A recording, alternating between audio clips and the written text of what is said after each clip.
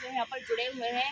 इनका कहना ये है कि कई हजार लोगों को आज है ना उजाड़ में रखा है। इस संबंध में ये लोग यहाँ धरना प्रदर्शन कर रहे हैं और सरकार जो है 1800 के करीब जो संगम विहार में घर है, कई सालों से वो घर है, उनको अतिक्रमण के लिए ऑर्डर दे चुकी है, नोटिस दे चुकी है, पर सुप्रीम कोर्ट ने अभी इस पर स्टे लगा दिया है।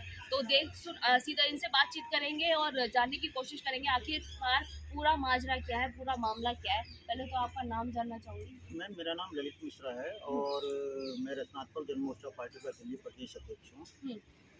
और मैं दिल्ली में जो झरोदा माजरा जो है, बुराड़ी का एरिया जो है, जिसमें आदरणीय हाई कोर्ट ने जो आदेश दिया है उसके अंतर्गत मैंने ये धरना प्रदर्शन किया हूँ। और ये जब से ये ऑर्डर आया है तब से वहाँ के लोगों में बहुत ज़्यादा बेचैनी था। तो आपने सुना भी होगा कि वहाँ पे बहुत सारे लोगों ने अनौठाई तरीके से जो है ना रात चक्का जाम करना, हाईवे को जाम करना, वो मुझे नागवार गुजरा। क्योंकि समस्या, हमारी जो समस्या है वो समस्या तो समस्या है, लेकिन और लोग जिनको इन समस्या से कोई लेना देना नहीं है वो भी उससे प्रभावित ना हो, इसके मद्देनज़र हमने ये फैसला लिया। हमारी पार्टी ने, रचनात्मक जनमोर्चा पार्टी के सदस्यगण ने फैसला लिया कि हम धरना सभा करेंगे। तो धरना सभा के माध्यम से हमने 17 तारीख का डेट मांगा था सर से, लेकिन वो पॉसिबल नहीं हो पाया। तो अब जो है ये 19 तारीख का मुझे डेट मिला था, जिसमें मैंने आपके सामने मौजूद हूँ और मैं यहाँ धरना सभा कर रहा हूँ।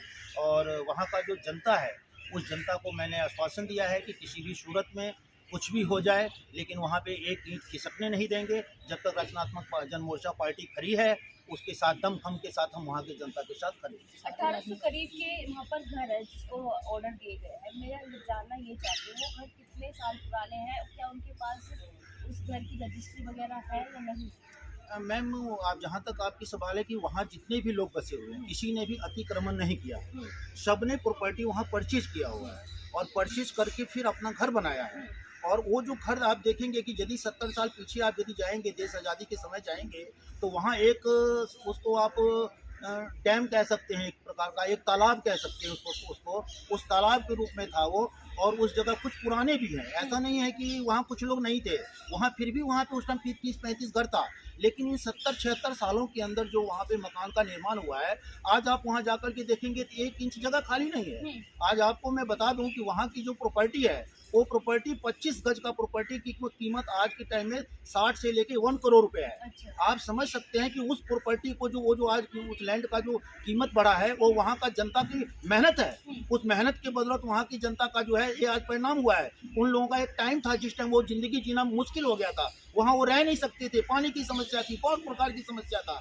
लेकिन अब दुख इस बात की है कि शासन, प्रशासन और सरकार के माध्यम से कि जब ये प्रॉपर्टी खरीद करके बेचने वाले लोग थे और खरीदने वाले लोग थे, बनाने वाले लोग थे, और ये कॉलोनियाँ जो बसी है, तो उस टाइम शासन और प्रशासन के लोग कहाँ थे? यदि आज सुप्रीम कोर्ट, हाई कोर्ट से जो ऑर्डर आया उसमें लिखा हुआ है कि अतिक्रमण को अतिशीघ्र हटाया जाए और उनका पानी बंद कर दिया जाए, उनको बिजली बंद कर दिया जाए। तो मेरा एक कहना है शासन और प्रशासन से कि ये जो कॉलोनियाँ बसी है, ये रातों रात तो नहीं बसी, लोगों ने जबरदस्ती तो नहीं बसाया। उनको जो पावर ऑफ अटॉर्नी की कागज बनी है, ये क्यों बनाया गया? उनकी रजिस्ट्री क्यों हुई?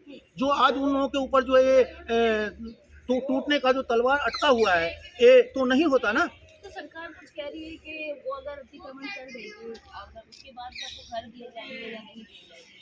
मेरा ये कहना है कि यदि कोई विकास कार्य चलता है, सरकार की कोई योजना होती है, तो हम उसके लिए भी तैयार हैं। तो सरकार की योजना तो है ना, आवास योजना सरकार की आवास योजना है, तो उन लोगों के लिए आवास योजना नहीं है ना मैम। जिनकी मकान वहाँ पे है, जिनकी टूटना है, उनके लिए तो आवास योजना सरकार के पास है ही नहीं। हम ये कहना चाहते हैं कि यदि सरकार की कोई योजना है कि वहाँ कोई बड़ी प्रोजेक्ट आ रही है, कोई ब्रिज बनाना है, तो वहाँ के लोगों का जो भी खेसरा नंबर है उसको क्लियर करे सरकार। सरकार तो अभी तक क्लियर ही नहीं किया कि कौन कौन सी मकान टूटेगा, कौन सी मकान नहीं टूटेगा, तो उसको क्लियर करे और उसको सरकार मुआवजा दे, जो दूसरी जगह अपना जीवन यापन दोबारा से शुरू कर पाए। पर सरकार तो ये नारा लगाती है कि गरीबों का हम भला कर रहे हैं, पाई से गरीबों की भलाई कर रहे हैं, आवास योजनाएं दे रहे हैं, तमाम योजनाएं दे रहे हैं। वो क्या घोषणाबाजी है या वादे सब ऐसे ही? आप देखते हैं कि आप पूरे दिल्ली में नहीं, पूरे में हिंदुस्तान की बात करता हूँ, जितनी भी सरकार ने जो भी कोई वादा किया है, कोई वादा क्या आज तक पूरा हुआ है? आज तक कोई वादा पूरा नहीं हुआ। आज दिल्ली की बात करें, आपने न्यूज़ चैनल के माध्यम से आपने बहुत सारी न्यूज़ देखा होगा और सुना होगा, बहुत सारी आपने रिपोर्टिंग करी होगी, लेकिन आज तक पायदान पर कहाँ क्या है? वो नागवार